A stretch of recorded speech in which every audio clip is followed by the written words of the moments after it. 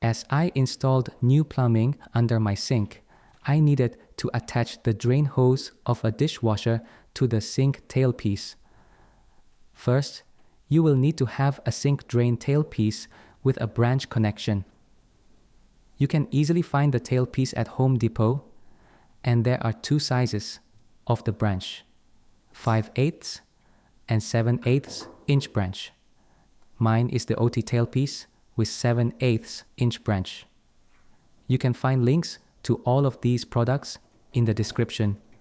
Since the clamp on my dishwasher doesn't fit, I also had to buy an ever-built 1 and 1/4 inch clamp to tighten the hose end. This is an easy job, since you just need to use a flat screwdriver to attach the hose into the branch. Then you can turn on the dishwasher to check if there is any leak. If you find the video helpful, make sure to like and subscribe to our channel. Thanks.